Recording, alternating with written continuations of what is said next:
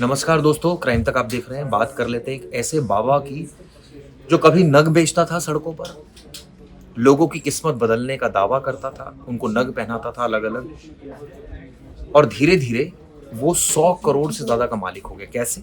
पूरी कहानी आपको बताता हूँ। इस बाबा का नाम है जमालुद्दीन।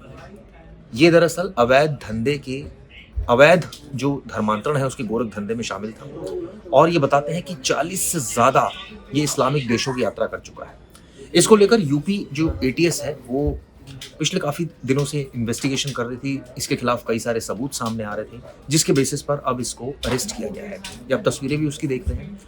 ये पता चला है कि दरअसल खाड़ी देशों से इसको ये अवैध धर्मांतरण को लेकर पैसे आते थे और ये आगे लोगों को प्रलोभन देता था। मैं आपको बता दूं जो जानकारी निकल कर आई है, दरअसल मधपुरा गांव है। ये बताते हैं उतरौला जनपद बलरामपुर। यहाँ पर इसका ये एक कोठी भी सामने आई है। इसके पास कई सारी लग्जरी गाड़ी है, 5 से 10 कोठियाँ इसकी पता चली हैं। और यहाँ जो मधुपुर जगह है, यहाँ पर ये मेनली इसका जो कोठी थी वहाँ से पूरा नेटवर्क जो है ये गैंग अपना चलाता था। और ये भी पता चला है कि इसने कई लोगों को अलग-अलग कैटेगरी में पैसे बाँटता था और उसके बाद अवैध धर्मांतरण कराता था। आपको बता दूं, जैसे हिंदू धर्म के ब्राह्मण, सरदार अथवा क्षत्रिय की लड़की को इस्लाम स्वीकार करने पर 15 से 16 लाख रुपए दिए जाते थे। पिछड़ी जाति की लड़की के लिए 10 से 12 लाख और अन्य जाति की लड़कियों को 8 से 10 लाख रुपए दिए जाते थे। ये देता था, कई बार ये बरगलाता था, कई बार लोग अपनी इच्छा से इसके पास आते थे। इस तरह की जानकारी मिली है।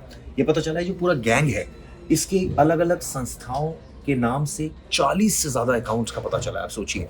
और ट्रांजैक्शन यानी विड्रॉल, पैसे निकाले गए हैं, जमा किए गए हैं, ये पता चला है। गरीब असहायों को प्रलोभन देता था और मुकदमे की धमकी भी देता था कि फंसा देंगे मुकदमे में, और इसकी आड़ में धर्मांतरण कराता था। इसके साथ कुछ और भी लोग पकड़े गए हैं, उनके बारे में आपको जानकारी दे दूँ। एक आरोपी है नीतू रोहरा, नसरीन जिसका नाम है, इसको पकड़ा है।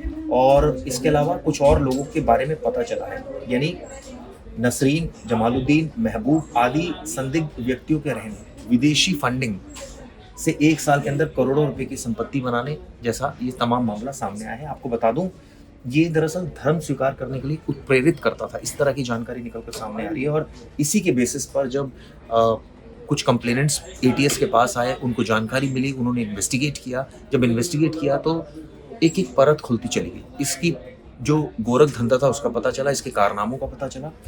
और इसके बारे में जानकारी आपको बता दूं, दरअसल जांच से ये पता चला कि जमालुद्दीन, इसका नाम झांगुर बाबा भी इसको कहते हैं। ये इसके फादर का नाम करीमुल्ला शाह है और ये रेहरा माफी, थाना गेडास, बुजुर्ग हाल, पता ग्राम मधुपुर का रहने वाला है। और आप सोचिए कि 3 से 4 सालों से ये इस गोरख धंधे में था और इस तरह की जानकारी निकलकर सामने आ रही है। इसके अलावा नवीन रोहरा जो साथ में, और इसकी जो पुत्री है समाले नवीन रोहरा, उसके साथ ही रहता था। तीनों व्यक्ति मूल रूप से सिंधी बताए जा रहे हैं, जिनका ब्रेन वॉश करके झांगुर इस्लाम धर्म के लिए प्रेरित करता था। इस तरह की तमाम जानकारियां निकल रही है और कुछ और इसमें आने वाले वक्त में गिरफ्तारियां भी संभव है। इस तरह की जानकारी मिली है तो उम्मीद की जानी चाहिए इस मामले को यूपी एटीएस बहुत ही गहनता से इसकी जांच करेगी, जिसके बाद आगे कुछ और लीड्स हैं उसके बेसिस पर आगे इन्वेस्टिगेट करेगी। ये वीडियो दोस्तों कैसी लगी जरूर बताइए। शुक्रिया।